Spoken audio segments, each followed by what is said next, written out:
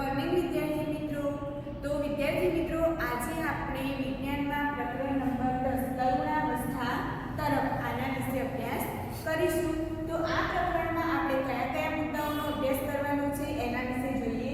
તો કે તરુણાવસ્થા તેમજ યૌવનારંભ, એના પછી છે કે યૌવનારંભમાં થતા ફેરફારો, એના પછી છે ગૌણ જાતીય લક્ષણો, પ્રાજનનીય કાર્યોની શરૂઆત કરવામાં અંતઃસ્ત્રાવોનો ફાળો, મનુષ્યમાં પ્રજનન કાળની અવધિ, એના પછીનો મુદ્દો છે કે સંતતિનું લિંગ નિશ્ચયન કેવી રીતે થાય છે, એના પછી છે કે લિંગી અંતઃસ્ત્રાવો સિવાય અન્ય કયા કયા અંતઃસ્ત્રાવો હોઈ શકે, અને એના પછી છે સ્વાસ્થ્ય.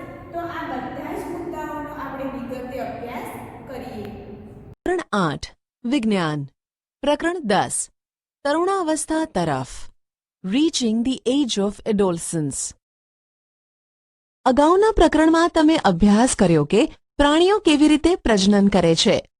મનુષ્ય તેમજ ઘણા બધા અન્ય પ્રાણીઓ એક નિશ્ચિત આયુષ્ય સુધી પહોંચ્યા પછી જ પ્રજનન કરે છે. મનુષ્ય એક નિશ્ચિત આયુષ્ય પછી જ કેમ પ્રજનન કરી શકે છે?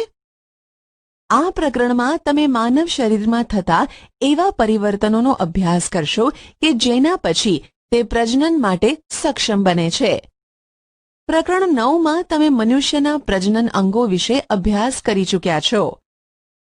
આ પ્રકરણમાં આપણે એવા અંતઃસ્ત્રાવો વિશે ચર્ચા કરીશું જે બાળકમાં થનારા પરિવર્તનોમાં મહત્વની ભૂમિકા ભજવે છે, જેના કારણે બાળકનો વિકાસ થઈ તે પુખ્ત બની જાય છે.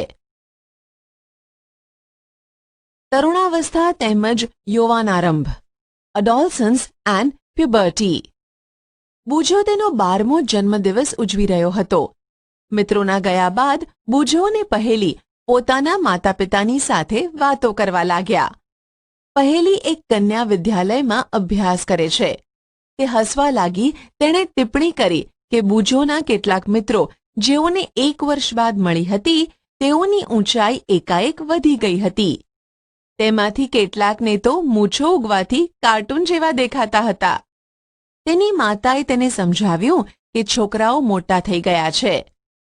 જન્મના સમયથી જ વૃદ્ધિ ચાલુ થઈ જાય છે, પરંતુ 10 કે 11 વર્ષના આયુષ્ય પછી વૃદ્ધિમાં એકાએક ઝડપ આવી જાય છે.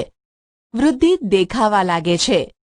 શરીરમાં થનારા પરિવર્તન વૃદ્ધિ પ્રક્રિયાનો એક ભાગ છે.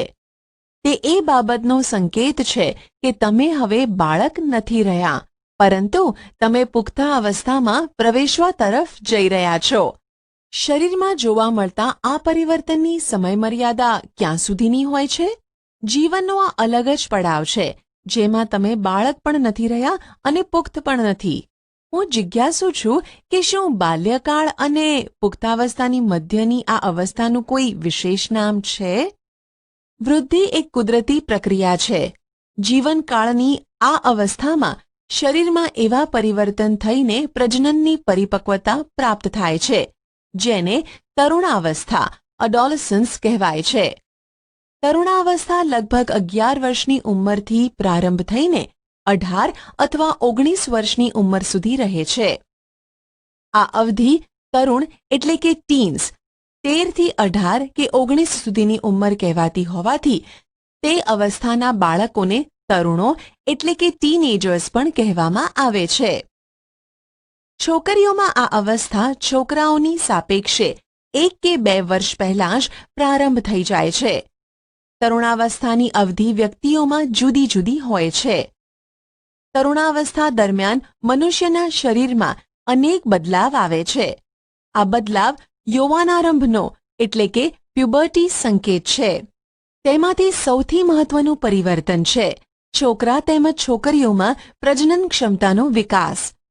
તરુણોમાં પ્રજનન પરિપક્વતાની સાથે જ યૌવનારંભ સમાપ્ત થઈ જાય છે.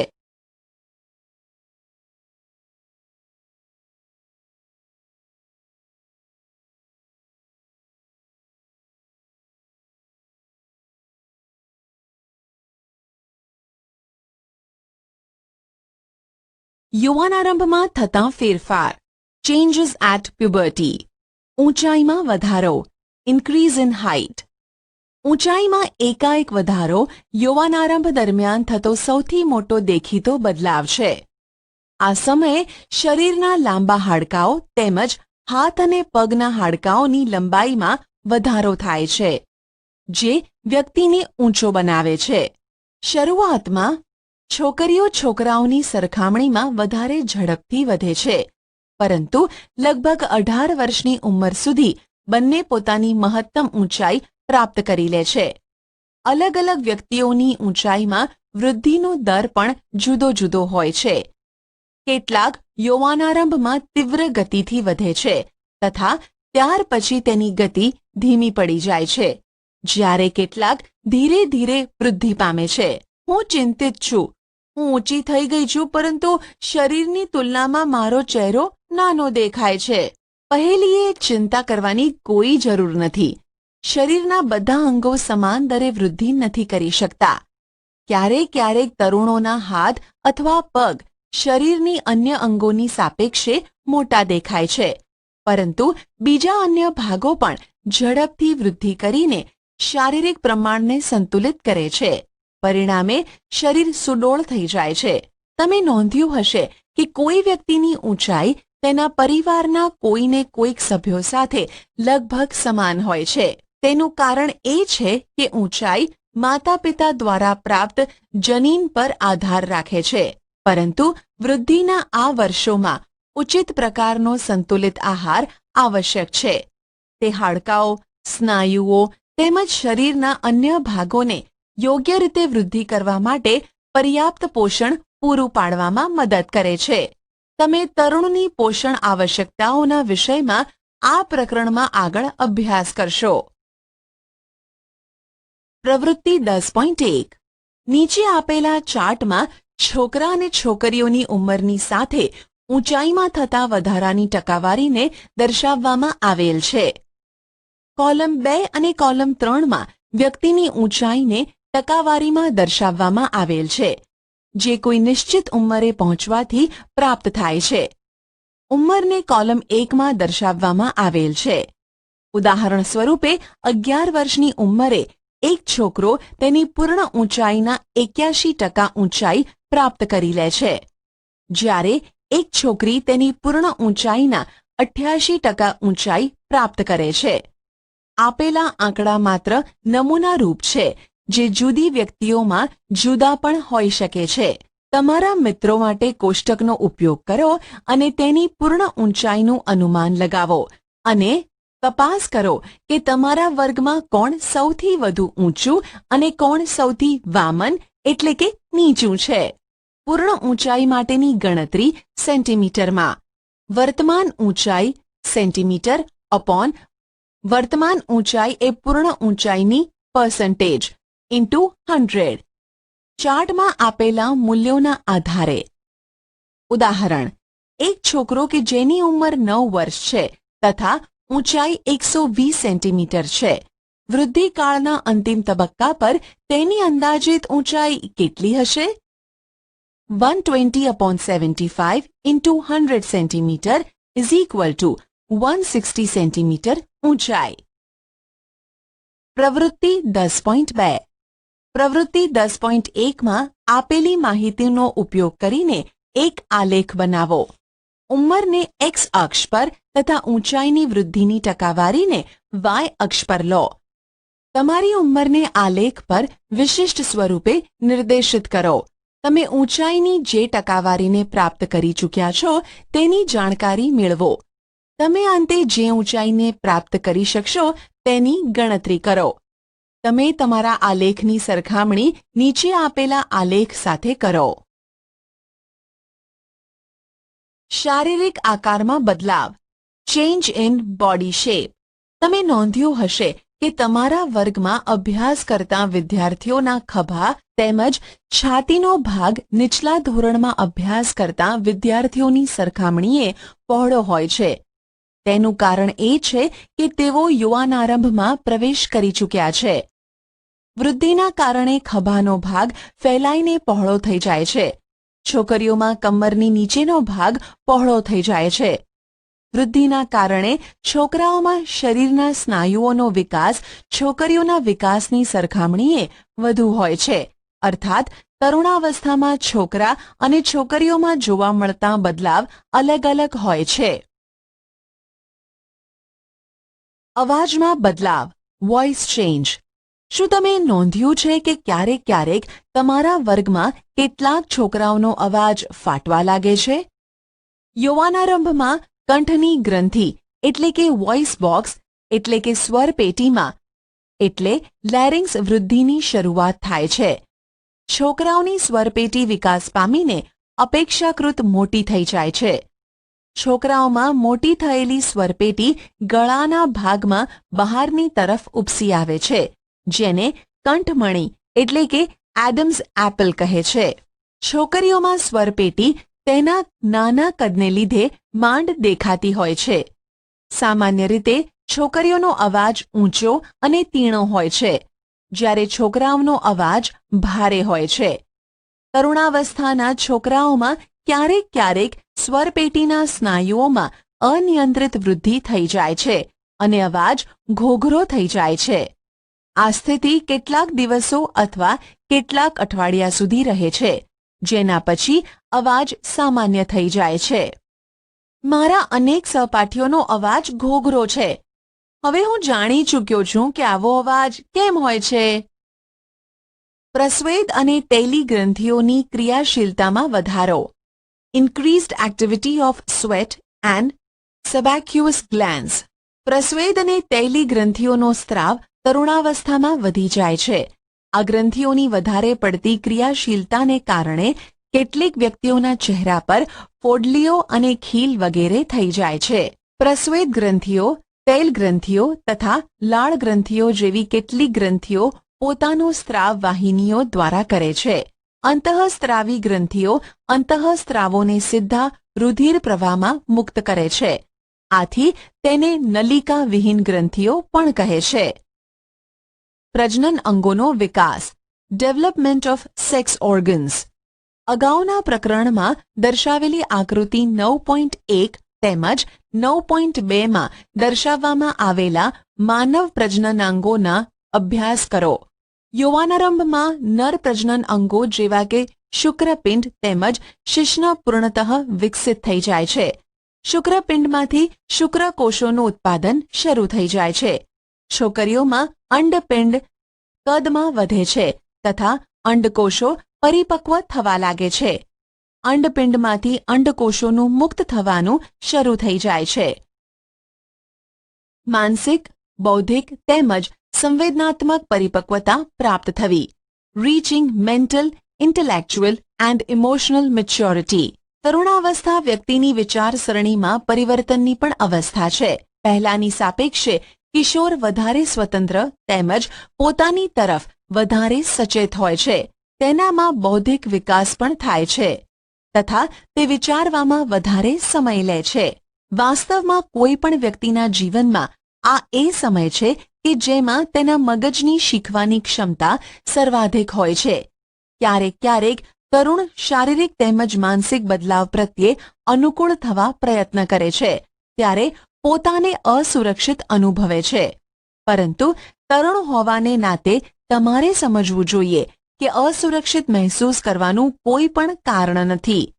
આ બદલાવ એક કુદરતી બદલાવ છે જે શારીરિક વૃદ્ધિના કારણે ઉત્પન્ન થઈ રહ્યા છે. ગૌણ જાતીય લક્ષણો, સેકન્ડરી સેક્સ્યુઅલ કેરેક્ટર્સ.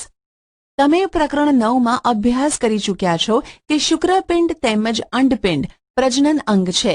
તે જન્યુઓ જેવા કે શુક્રકોષો અને અંડકોષોને ઉત્પન્ન કરે છે. યૌવનારંભમાં છોકરીઓના સ્તનનો વિકાસ થવા લાગે છે તથા છોકરાઓના ચહેરા પર વાળ ઉગવા લાગે છે, એટલે કે દાઢી મૂછ ઉગવા લાગે છે. આ લક્ષણો છોકરીઓને છોકરાઓથી અલગ પાડે છે. આવા લક્ષણોને ગૌણ જાતીય લક્ષણો કહે છે. છોકરાઓની છાતી પર પણ વાળ ઉગવા લાગે છે. છોકરા અને છોકરીઓ બંનેને બગલમાં તેમજ જાંઘની ઉપરની તરફ અથવા પ્યુબિક વિસ્તારમાં વાળ ઉગે છે. બુજો અને પહેલી બંને જાણવા માંગે છે કે યૌવનારંભમાં થતા આ બદલાવની શરૂઆત કોણ કરે છે? તરુણાવસ્થામાં થતા આ બદલાવ અંતઃસ્ત્રાવો એટલે કે હોર્મોન્સ દ્વારા નિયંત્રિત હોય છે. અંતઃસ્ત્રાવ એ રાસાયણિક પદાર્થ છે. તે અંતઃસ્ત્રાવી ગ્રંથિઓ એટલે કે એન્ડોક્રાઇન ગ્લેન્ડ્સ અથવા અંતઃસ્ત્રાવી તંત્રો દ્વારા ઉત્પન્ન કરવામાં આવે છે. યૌવનારંભની સાથે જ શુક્રપિંડ નર અંતઃસ્ત્રાવ અથવા ટેસ્ટેસ્ટરોનનું નિર્માણ ચાલુ કરી દે છે. આ અંતઃસ્ત્રાવ છોકરાઓમાં બદલાવનું કારણ છે, જેના વિશે તમે હમણાં જ અભ્યાસ કર્યો છે. ઉદાહરણ તરીકે ચહેરા પર વાળ ઉગવા. છોકરીઓમાં યૌવનારંભની સાથે અંડપિંડ માદા અંતઃસ્ત્રાવ અથવા ઇસ્ટ્રોજન ઉત્પન્ન કરવાનું શરૂ કરી દે છે, જેનાથી સ્તન વિકસિત થઈ જાય છે. દૂધસ્ત્રાવી ગ્રંથિઓ સ્તનની અંદર વિકસિત થઈ જાય છે. આ અંતઃસ્ત્રાવોના ઉત્પાદનનું નિયંત્રણ એક અન્ય અંતઃસ્ત્રાવ દ્વારા થાય છે, જે પિટ્યુટરી ગ્રંથિમાંથી ઉત્પન્ન થાય છે. પ્રજનનિક કાર્યોની શરૂઆત કરવામાં અંતઃસ્ત્રાવોનો ફાળો. Role of hormones in initiating reproductive function. અંતઃસ્ત્રાવી ગ્રંથિઓ અંતઃસ્ત્રાવને રુધિરમાં સીધા જ ઠાલવે છે, જેનાથી તે શરીરના વિશિષ્ટ ભાગ અથવા લક્ષ્યાંક સ્થળ સુધી પહોંચી શકે. લક્ષ્યાંક સ્થળ અંતઃસ્ત્રાવ સાથે પ્રતિક્રિયા કરે છે. આપણા શરીરમાં અનેક અંતઃસ્ત્રાવી ગ્રંથિઓ કે નલિકાવિહીન ગ્રંથિઓ છે. શુક્રપિંડ તેમજ અંડપિંડ જાતીય અંતઃસ્ત્રાવોને ઉત્પન્ન કરે છે. તમે હમણાં જ અભ્યાસ કર્યો કે આ અંતઃસ્ત્રાવો ગૌણ જાતીય લક્ષણો માટે જવાબદાર છે. જાતીય અંતઃસ્ત્રાવો પણ પિટ્યુટરી ગ્રંથિ દ્વારા સ્ત્રાવિત અંતઃસ્ત્રાવના નિયંત્રણમાં હોય છે. પિટ્યુટરી ગ્રંથિ અનેક અંતઃસ્ત્રાવો ઉત્પન્ન કરે છે, જેમાંથી એક અંતઃસ્ત્રાવ અંડપિંડમાં અંડકોષ તેમજ શુક્રપિંડમાં શુક્રકોષોના પરિપક્વનને નિયંત્રિત કરે છે. પિટ્યુટરી ગ્રંથિમાંથી સ્ત્રાવિત અંતઃસ્ત્રાવ પ્રજનન અંગોને ટેસ્ટેસ્ટરોન નરમાં તથા ઇસ્ટ્રોજન માદામાં ઉત્પન્ન કરવા માટે પ્રેરિત કરે છે. રુધિર પ્રવાહમાં મુક્ત થાય છે તથા શરીરના વિભિન્ન ભાગો એટલે કે લક્ષ્યાંક સ્થળ સુધી પહોંચે છે. યૌવનારંભ દરમિયાન શરીરમાં પરિવર્તનોને ઉત્તેજિત કરે છે. પહેલી અને બૂજો હવે સમજી ગયા છે કે યૌવનારંભ વ્યક્તિના પ્રજનન અવધિનો પ્રારંભ છે, જ્યારે વ્યક્તિ પ્રજનન ક્ષમતા પ્રાપ્ત કરે છે. પરંતુ તે જાણવા માંગે છે કે શું પ્રજનન અવધિ એકવાર શરૂ થઈ જાય પછી જીવન પર્યાપ્ત ચાલુ રહે છે કે અમુક સમયે તે પૂર્ણ પણ થાય છે. મનુષ્યમાં પ્રજનન કાળની અવધિ. Reproductive phase of life in humans. જ્યારે તરુણોના શુક્રપિંડ તથા અંડપિંડ જન્યુઓ ઉત્પન્ન કરવા લાગે છે, ત્યારે તે પ્રજનન યોગ્ય થઈ જાય છે. જન્યુઓની પરિપક્વતા તેમજ ઉત્પાદનની ક્ષમતા પુરુષોમાં સ્ત્રીઓની સરખામણીએ વધારે હોય છે. સ્ત્રીઓમાં પ્રજનન અવસ્થાનો પ્રારંભ યૌવનારંભ એટલે કે 10 થી 12 વર્ષની ઉંમરથી થઈ જાય છે તથા સામાન્ય રીતે 45 થી 50 વર્ષની ઉંમર સુધી ચાલ્યા કરે છે. યૌવનારંભથી અંડકોષો પરિપક્વ થવા લાગે છે. અંડપિંડોમાં એક અંડકોષ પરિપક્વ થાય છે તથા લગભગ 28 થી 30 દિવસોના અંતરાલ પર કોઈ પણ એક અંડપિંડ દ્વારા મુક્ત થાય છે. આ સમયમાં ગર્ભાશયની દિવાલ જાડી થઈ જાય છે, જેનાથી તે અંડકોષના મુક્ત થયા બાદ યુગ્મનજને ગ્રહણ કરી શકે, જેના ફળ સ્વરૂપે ગર્ભધારણ થાય છે. જો અંડકોષનું ફલન ના થાય તો તેવી સ્થિતિમાં અંડકોષ તથા ગર્ભાશયનું મોટું સ્તર તેમજ તેની રુધિર વાહિનીઓ સાથે તૂટવા લાગે છે. તેનાથી સ્ત્રીઓમાં રક્તસ્રાવ થાય છે, જેને ઋતુસ્રાવ અથવા રજોસ્રાવ એટલે કે મેન્સ્યુરેશન કહે છે. ઋતુસ્રાવ લગભગ 28 થી 30 દિવસોમાં એકવાર થાય છે. પહેલો ઋતુસ્રાવ યૌવનારંભની શરૂઆતમાં થાય છે, જેને રજોદર્શન એટલે કે મેનાર્ક કહે છે. લગભગ 45 થી 50 વર્ષની ઉંમરે ઋતુસ્રાવ થવાનું બંધ થઈ જાય છે. ઋતુસ્રાવ બંધ થઈ જવાની ક્રિયાને રજો નિવૃત્તિ એટલે કે મેનોપોઝ કહે છે. પ્રારંભમાં ઋતુસ્રાવ ચક્ર અનિયમિત હોઈ શકે છે તથા તેને નિયમિત થવામાં કેટલોક સમય લાગે છે. પહેલી કહે છે કે સ્ત્રીમાં પ્રજનનકાળની અવધિ રજોદર્શનની રજોનિવૃત્તિ સુધીની હોય છે. શું તે સાચું કહે છે? ઋતુસ્રાવ ચક્રનું નિયંત્રણ અંતઃસ્રાવો દ્વારા થાય છે. આ ચક્રમાં અંડકોષનું પરિપક્વ થવું, તેનું મુક્ત થવું એટલે કે અંડપાત, ગર્ભાશયની દિવાલનું જાડું થવું તેમજ ફલન ન થવું જેવી સ્થિતિમાં તેનું તૂટવું વગેરે તેમાં સામેલ છે. જો અંડકોષનું ફલન થઈ જાય છે તો તે વિભાજન કરે છે તથા ગર્ભાશયમાં વિકાસ થવા માટે સ્થાપિત થાય છે, જેનો તમે અગાઉના પ્રકરણ 9માં અભ્યાસ કર્યો છે. સંતતિનું લિંગ નિશ્ચયન કેવી રીતે થાય છે? How is the sex of the baby determined? મેં મારી મમ્મી અને મારી કાકીને વાત કરતા સાંભળ્યા છે કે મારી પિતરાઈ બહેનને બાળક આવવાનું છે.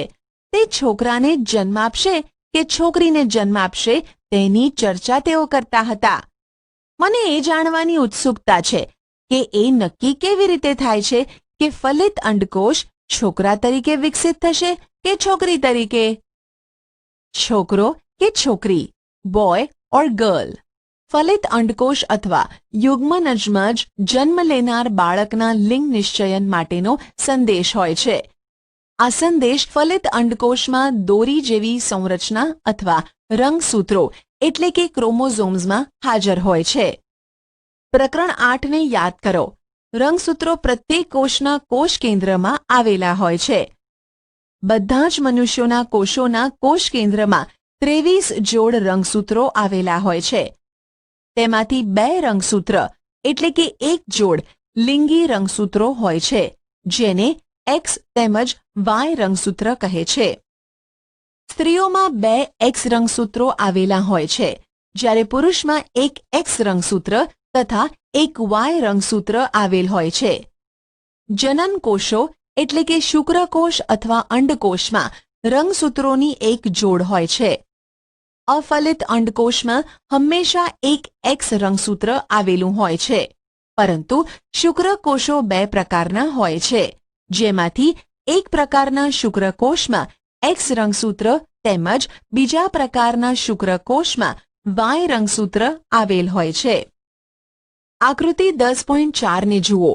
જ્યારે એક્સ રંગસૂત્રવાળો શુક્રકોષ અંડકોષનું ફલન કરે છે તો યુગ્મનજમાં 2 એક્સ રંગસૂત્રો થાય છે. તેથી તે માદા શિશુમાં વિકાસ પામે છે. પરંતુ જો અંડકોષનું ફલન કરવાવાળા શુક્રકોષમાં વાય રંગસૂત્ર હશે તો તે યુગ્મનજ નર શિશુમાં વિકાસ પામશે. હવે તમે જાણ્યું કે જન્મ પહેલા શિશુના લિંગનું નિશ્ચયન તેના પિતાના લિંગી રંગસૂત્રો દ્વારા કરવામાં આવે છે. એ ધારણા હતી કે બાળકનું લિંગ તેની માતા દ્વારા નક્કી કરવામાં આવે છે તે સંપૂર્ણપણે ખોટી છે અને આ માટે તેને દોષિત માનવી અયોગ્ય છે. લિંગી અંતઃસ્ત્રાવો સિવાય અન્ય અંતઃસ્ત્રાવો. Hormones other than sex hormones. Pituitary ગ્રંથિ દ્વારા સ્ત્રવતા અંતઃસ્ત્રાવો જનનાંગોને અનેક અંતઃસ્ત્રાવો ઉત્પન્ન કરવા માટે ઉત્તેજિત કરે છે.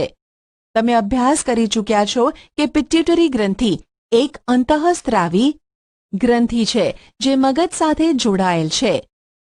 પિટ્યુટરી ગ્રંથિ શુક્રપિંડ તેમજ અંડપિંડ સિવાય આપણા શરીરમાં થાઇરોઇડ, સ્વાદુપિંડ તેમજ એડ્રિનલ એટલે કે અધિવૃક્ક જેવી કેટલીક અન્ય અંતઃસ્ત્રાવી ગ્રંથિઓ પણ છે. બુજોને પહેલીને યાદ છે જ્યારે તે તેની માસીને ઘરે ગયા હતા જે ડોક્ટર હતા ત્યારે તેમણે ત્યાં કાકા નામના છોકરાને જોયો હતો જેનું ગળું વધારે પડતું ફૂલેલું હતું. તેમની માસીએ તેમને જણાવ્યું કે કાકા ગોઈટર નામના રોગથી પીડાતો હતો જે થાઇરોઇડ ગ્રંથિ એટલે કે થાઇરોઇડ ગ્લેન્ડનો રોગ છે. કાકાની થાઇરોઇડ ગ્રંથિ થાઇરોક્સિન અંતઃસ્ત્રાવ ઉત્પન્ન કરતી ન હતી. તેમની માસીએ એ પણ જણાવ્યું કે તેમના માસા મધુપ્રમેહ એટલે કે ડાયાબિટીસથી પીડાય છે કારણ કે તેમનું સ્વાદુપિંડ ઇન્સ્યુલિન અંતઃસ્ત્રાવ પર્યાપ્ત માત્રામાં ઉત્પન્ન નથી કરતું. બુજો તેમજ પહેલીએ તેમના દવાખાનામાં લટકાવેલા ચાર્ટમાં દર્શાવવામાં આવેલ એડ્રિનલ ગ્રંથિ વિશે પૂછ્યું. તેમની માસીએ તેમને જણાવ્યું કે એડ્રિનલ ગ્રંથિ એવા અંતઃસ્ત્રાવને ઉત્પન્ન કરે છે જે રુધિરમાં ક્ષારની માત્રાને સંતુલનમાં રાખે છે. એડ્રિનલ ગ્રંથિ એડ્રીનાલિન નામનો અંતઃસ્ત્રાવ ઉત્પન્ન કરે છે. એડ્રીનાલિન સ્ત્રાવ ગુસ્સો, ચિંતા તથા ઉત્તેજનાની અવસ્થામાં તણાવની સ્થિતિને નિયંત્રણમાં રાખવાનું કાર્ય કરે છે. થાઇરોઇડ તેમજ એડ્રિનલ ગ્રંથિ પિટ્યુટરી ગ્રંથિ દ્વારા સ્ત્રવિત અંતઃસ્ત્રાવોના માધ્યમ દ્વારા મળતા આદેશ અનુસાર જ પોતાના અંતઃસ્ત્રાવોને મુક્ત કરે છે. પિટ્યુટરી ગ્રંથિ વૃદ્ધિ અંતઃસ્ત્રાવ પણ ઉત્પન્ન કરે છે, જે વ્યક્તિની સામાન્ય વૃદ્ધિ માટે જરૂરી છે. શું અન્ય પ્રાણીઓ પણ અંતઃસ્ત્રાવ ઉત્પન્ન કરે છે? શું પ્રજનન પ્રક્રિયાઓમાં તેઓનું કાંઈ પણ યોગદાન છે?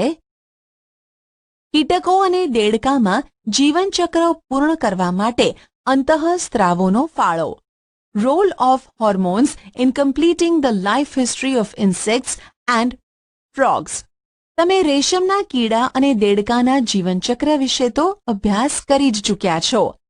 ઈયળને વયસ્ક ફૂદામાં રૂપાંતર થવા સુધી અનેક તબક્કામાંથી પસાર થવું પડે છે. ધોરણ 7માં અભ્યાસ કરેલ રેશમના કીડાના જીવનચક્રને યાદ કરો. તેવા જ પ્રકારે ટેડપોલને પણ પુખ્ત દેડકો બનવા માટે અનેક તબક્કામાંથી પસાર થવું પડે છે. પ્રકરણ 9. લાર્વામાંથી પુખ્ત બનવાના આવા પરિવર્તનને કાયાંતરણ કહે છે. કીટકોમાં કાયાંતરણનું નિયંત્રણ કીટ અંતઃસ્ત્રાવો દ્વારા થાય છે. દેડકામાં થાઇરોઇડ દ્વારા સ્ત્રવિત અંતઃસ્ત્રાવ થાઇરોક્સિન વડે તેનું નિયમન થાય છે. થાઇરોક્સિનના ઉત્પાદન માટે પાણીમાં આયોડીનની હાજરી આવશ્યક હોય છે. ટેડપોલ જે પાણીમાં વૃદ્ધિ કરી રહ્યા હોય તેમાં જો પર્યાપ્ત માત્રામાં આયોડીન ન હોય તો ટેડપોલ પુખ્ત દેડકામાં પરિવર્તિત થતો નથી. જો વ્યક્તિના આહારમાં પર્યાપ્ત આયોડીન ન હોય તો શું તેને થાઇરોક્સિનની ઉણપથી ગોઈટર થઈ જશે? કોઈ સામાયિક અથવા ડોક્ટર પાસેથી માહિતી એકત્રિત કરો અને આયોડીનયુક્ત મીઠાના મહત્વ પર એક નોંધ તૈયાર કરો. તમે તેની જાણકારી ઇન્ટરનેટ દ્વારા પણ મેળવી શકો છો. સ્વાસ્થ્ય, હેલ્થ. વ્યક્તિની શારીરિક તેમજ માનસિક તંદુરસ્તી તે વ્યક્તિનું સ્વાસ્થ્ય કહેવાય છે. કોઈ પણ ઉંમરની વ્યક્તિના શરીરને સ્વસ્થ રાખવા માટે તેને સંતુલિત આહારની જરૂરિયાત હોય છે. વ્યક્તિએ પોતાની સ્વચ્છતાનું ધ્યાન રાખવું જોઈએ તેમજ પર્યાપ્ત શારીરિક કસરત પણ કરવી જોઈએ. તરુણાવસ્થામાં જ્યારે શરીર વૃદ્ધિ કરે છે ત્યારે ઉપરની બાબત અત્યંત આવશ્યક થઈ જાય છે. તરુણની પોષણ આવશ્યકતાઓ. Nutritional needs of the adolescence. તરુણાવસ્થા તીવ્ર વૃદ્ધિ તેમજ વિકાસની અવસ્થા છે. આથી કોઈ પણ તરુણના આહારનું આયોજન અત્યંત કાળજીપૂર્વક કરવું જોઈએ. તમે અભ્યાસ કરી ચૂક્યા છો કે સંતુલિત આહાર એટલે કે બેલેન્સ ડાયટ શું છે. યાદ કરો કે સંતુલિત આહારનો અર્થ એ છે કે ખોરાકમાં પ્રોટીન, કાર્બોદિત, ચરબી એટલે કે ફેટ, વિટામિન તેમજ ખનિજ ક્ષારોની પર્યાપ્ત માત્રામાં હાજરી. આપણું ભારતીય ભોજન જેમાં રોટલી, ભાત, દાળ તેમજ શાકભાજી હોય છે તે એક સંતુલિત આહાર છે. દૂધ પોતે જ એક સંતુલિત આહાર છે. ફળ પણ આપણને પોષણ આપે છે. શિશુઓને માતાના દૂધમાંથી સંપૂર્ણ પોષણ પ્રાપ્ત થાય છે, જેની તેઓને જરૂરિયાત હોય છે. લોહ તત્વ એટલે કે આયન રુધિરનું નિર્માણ કરે છે તથા લોહથી ભરપૂર ખોરાક જેવા કે લીલા પાંદડાવાળા શાકભાજી, ગોળ, માંસ, સંતરા, આમળા વગેરે કિશોરો માટે સારા છે. તમારા બપોરના તથા રાત્રિના ભોજનના ખાદ્ય પદાર્થોની તપાસ કરો. શું ભોજન સંતુલિત તેમજ પોષક છે? શું તેમાં એવા ખાદ્ય પદાર્થો સામેલ છે જે ઊર્જા પ્રદાન કરે છે તથા શું તેમાં દૂધ, માંસ, ધાન્યો તેમજ કઠોળ સમાવિષ્ટ છે જે વૃદ્ધિ માટે પ્રોટીન પ્રદાન કરે છે? શું તેમાં ચરબી તેમજ શર્કરા પણ સામેલ છે જે ઊર્જા પ્રદાન કરે છે? ફળ અને શાકભાજી વિશે શું ખ્યાલ છે જે રક્ષણાત્મક ખોરાક છે? ચિપ્સ તથા પેકિંગ ફૂડ અથવા ડબ્બામાં બંધ ખોરાક સ્વાદિષ્ટ હોય છે, પરંતુ તેને નિયમિત ભોજનના ભોગે ન ખાવા જોઈએ, કારણ કે તેમાં પોષણ માત્રા પર્યાપ્ત હોતી નથી. પ્રવૃત્તિ 10.4 તમારા મિત્રોનું એક જૂથ બનાવો. એવા ખાદ્ય પદાર્થોના નામ લખો જે તમે ગઈકાલે નાસ્તામાં, બપોરે કે પછી સાંજના ભોજનમાં ખાધા હોય. એવા ખાદ્ય પદાર્થોની ઓળખ મેળવો કે જે ચોક્કસ વૃદ્ધિ માટે જવાબદાર હોય. જંક ફૂડને પણ ઓળખો કે જે તમે ગઈકાલે ખાધા હોય. પ્રવૃત્તિ 10.5 આકૃતિ 10.6 માંથી પ્રેરણા લઈ ચાર્ટ અથવા પોસ્ટર બનાવો અને તમારા વર્ગમાં ચોંટાડો, જેનાથી તમે કિશોરના આહાર પ્રત્યેની આવશ્યકતાઓથી સચેત રહો. તેના માટે તમે તમારી રચનાત્મક શક્તિનો ઉપયોગ કરી તેને વિજ્ઞાપન સ્વરૂપે પણ પ્રદર્શિત કરી શકો છો. તમે આ વિષય પર સ્પર્ધાનું પણ આયોજન કરી શકો છો. વ્યક્તિગત સ્વચ્છતા, પર્સનલ હાઇજીન. પ્રત્યેક વ્યક્તિએ દરરોજ સ્નાન કરવું જોઈએ. કિશોરો માટે આ અત્યંત જરૂરી છે, કારણ કે પ્રસ્વેદ ગ્રંથિઓની વધુ પડતી સક્રિયતાથી શરીરમાં દુર્ગંધ ઉત્પન્ન થાય છે. શરીરના બધા જ ભાગોને સ્નાન કરતી વખતે સારી રીતે સાફ કરવા જોઈએ. જો સફાઈ ન રાખવામાં આવે તો બેક્ટેરિયલ સંક્રમણ એટલે કે ચેપ થવાનો ખતરો રહે છે. છોકરીઓએ ઋતુસ્રાવ દરમિયાન સફાઈનું વિશેષ ધ્યાન રાખવું જોઈએ. તેઓએ પોતાના ઋતુચક્રનું ધ્યાન રાખીને તેની માટે તૈયાર રહેવું જોઈએ. શારીરિક વ્યાયામ, ફિઝિકલ એક્સરસાઇઝ. ખુલ્લી હવા એટલે કે તાજી હવામાં ફરવું તથા રમવું શરીરને ચુસ્ત તેમજ સ્વસ્થ રાખે છે. બધા જ તરુણ છોકરાઓ તેમજ છોકરીઓએ બહાર ફરવું, વ્યાયામ કરવો તથા રમવું જોઈએ. પૌરાણિક તેમજ ખોટી માન્યતાઓ.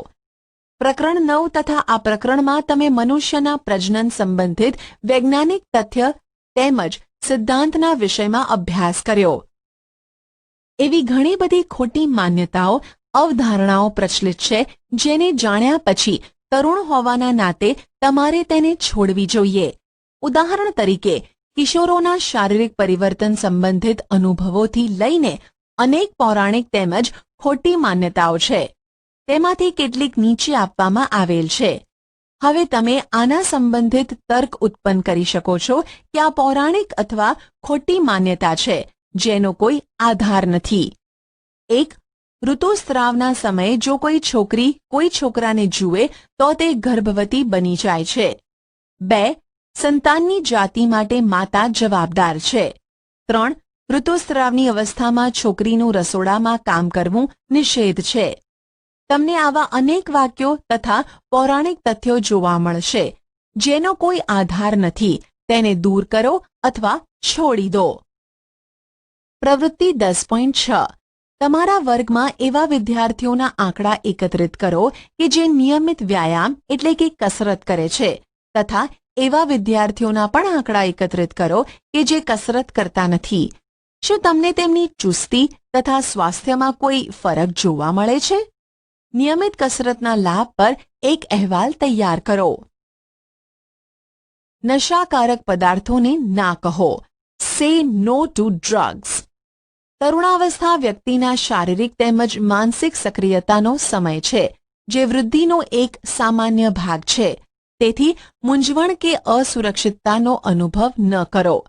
જ્યાં સુધી કોઈ દવા ડોક્ટર દ્વારા આપવામાં આવેલી ન હોય ત્યાં સુધી કોઈ પણ વ્યક્તિ એવું કહે કે આ ડ્રગ્સ એટલે કે નશાકારક દવાના સેવનથી સારું લાગશે કે તણાવ મુક્ત અનુભવશો, તો પણ તે દવા ન લેવી જોઈએ.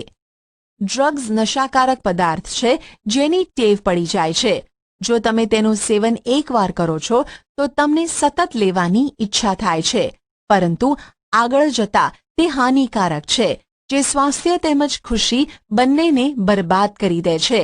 તમે એઇડ્સના વિશે તો ચોક્કસ સાંભળ્યું હશે, જે HIV નામના ખતરનાક વાયરસ દ્વારા થાય છે. આ વાયરસ એક રોગગ્રસ્ત વ્યક્તિથી સ્વસ્થ વ્યક્તિમાં ડ્રગ્સના ઉપયોગ કરવાવાળી સિરિંજ દ્વારા પણ થઈ શકે છે. વાયરસનું સંક્રમણ બીજા માધ્યમ જેવા કે પીડિત એટલે કે રોગી માતા દ્વારા સંતાનમાં દૂધ દ્વારા થઈ શકે છે. એચઆઈવીથી પીડાતા વ્યક્તિની સાથે જાતીય સંપર્ક બનાવવાથી પણ આ રોગ ફેલાઈ શકે છે. તરુણી દ્વારા ગર્ભધારણ, અડોલસન્ટ પ્રેગ્નન્સી. તમે ચોક્કસપણે જાણતા હશો કે આપણા દેશમાં છોકરીઓ માટે લગ્નની ઉંમર 18 વર્ષ અને છોકરાઓ માટે 21 વર્ષની છે. તેનું કારણ એ છે કે તરુણાવસ્થામાં છોકરીઓ શારીરિક તેમજ માનસિક રૂપે માતૃત્વ માટે તૈયાર હોતી નથી. બાળ લગ્ન એટલે કે નાની ઉંમરમાં લગ્ન તથા માતૃત્વથી માતા તેમજ સંતાન બંનેને સ્વાસ્થ્ય સંબંધિત સમસ્યાઓ ઉત્પન્ન થઈ શકે છે. તેનાથી યુવા સ્ત્રીઓમાં વ્યવસાય ક્ષેત્રમાં પણ ઘટાડો થાય છે, કારણ કે માતૃત્વની જવાબદારી ઉઠાવવા માટે સક્ષમ હોતી નથી. આથી તે માનસિક તકલીફોથી ઘેરાયેલી રહે છે. પારિભાષિક શબ્દો: કંઠમણી, એડમ્સ એપલ, તરુણાવસ્થા, અડોલસન્સ, એડ્રીનેલિન, સંતુલિત આહાર, બેલેન્સ્ડ ડાયટ, અંતઃસ્ત્રાવી ગ્રંથિઓ, એન્ડોક્રાઇન ગ્લેન્ડ્સ, ઇસ્ટ્રોજન, અંતઃસ્ત્રાવો, હોર્મોન્સ, ઇન્સ્યુલિન, પિટ્યુટરી ગ્રંથિ, પિટ્યુટરી ગ્લેન્ડ, યૌવનારંભ, પ્યુબર્ટી, પ્રજનનાત્મક સ્વાસ્થ્ય, રિપ્રોડક્ટિવ હેલ્થ, ગૌણ જાતીય લક્ષણ, સેકન્ડરી સેક્સ્યુઅલ કેરેક્ટર્સ, જાતીય રંગસૂત્રો, સેક્સ ક્રોમોઝોમ્સ, લક્ષ્યાંક સ્થાન, ટાર્ગેટ સાઇટ, ટેસ્ટોસ્ટેરોન, થાઇરોક્સિન, સ્વર પેટી, વોઇસ બોક્સ. તમે શું શીખ્યા? યૌવનારંભ થવાની સાથે વ્યક્તિ પ્રજનન માટે સક્ષમ થઈ જાય છે. 11 વર્ષની ઉંમરથી 19 વર્ષની ઉંમર તરુણાવસ્થા કહેવાય છે. યૌવનારંભની શરૂઆત થવાથી પ્રજનન અંગોની વૃદ્ધિ થાય છે તથા શરીરના વિભિન્ન સ્થાનો પર વાળ ઉગવા લાગે છે. છોકરીઓમાં સ્તન વિકસિત થાય છે તથા છોકરાઓમાં ચહેરા પર દાઢી મૂછ આવી જાય છે. તરુણાવસ્થામાં સ્વરપેટીની વૃદ્ધિ થવાને કારણે છોકરાઓનો અવાજ ઘોઘરો થવા લાગે છે. તરુણાવસ્થામાં ઊંચાઈમાં વધારો થાય છે. યૌવનારંભ તેમજ પ્રજનન અંગોનું પરિપક્વ થવું અંતઃસ્ત્રાવો દ્વારા નિયંત્રિત હોય છે. અંતઃસ્ત્રાવો અંતઃસ્ત્રાવી ગ્રંથિઓ દ્વારા સ્ત્રાવિત પદાર્થ છે જે સીધા રુધિરમાં ઠલવાય છે. પિટ્યુટરી ગ્રંથિ અંતઃસ્ત્રાવ સ્ત્રાવિત કરે છે, જેને વૃદ્ધિ અંતઃસ્ત્રાવ તથા અન્ય ગ્રંથિઓ જેવી કે શુક્રપિંડ, અંડપિંડ, થાઇરોઇડ તથા એડ્રિનલ ગ્રંથિના અંતઃસ્ત્રાવોને સ્ત્રવિત કરવા માટે પ્રેરિત કરે છે. સ્વાદોપિંડ ઇન્સ્યુલિનનો, થાઇરોઇડ ગ્રંથિ થાઇરોક્સિનનો તથા એડ્રિનલ ગ્રંથિ એડ્રીનાલિન અંતઃસ્ત્રાવોનો સ્ત્રાવ કરે છે. ટેસ્ટોસ્ટેરોન નર અંતઃસ્ત્રાવ છે તથા ઇસ્ટ્રોજન માદા અંતઃસ્ત્રાવ છે. ગર્ભાશયની દિવાલ ફલિત અંડકોષને ગ્રહણ કરવા માટે પોતાની જાતે તૈયાર કરે છે. ફલન ન થવાની સ્થિતિમાં ગર્ભાશયની દિવાલની અંદરની જાડી સપાટી તૂટી જાય છે અને રુધિરની સાથે શરીરની બહાર નીકળી જાય છે. તેને ઋતુસ્ત્રાવ અથવા રજોસ્ત્રાવ કહે છે. ન જન્મેલા શિશુની જાતિ એ બાબત પર આધાર રાખે છે કે ફલિતાંડમાં XX રંગસૂત્ર છે કે XY રંગસૂત્ર છે. તરુણાવસ્થામાં સંતુલિત આહાર લેવો તથા વ્યક્તિગત સ્વચ્છતાનું પાલન કરવું મહત્વપૂર્ણ છે. સાચો વિકલ્પ પસંદ કરી સબમિટ બટન પર ક્લિક કરો. તરુણાવસ્થા લગભગ કયા વર્ષની ઉંમરથી પ્રારંભ થાય છે?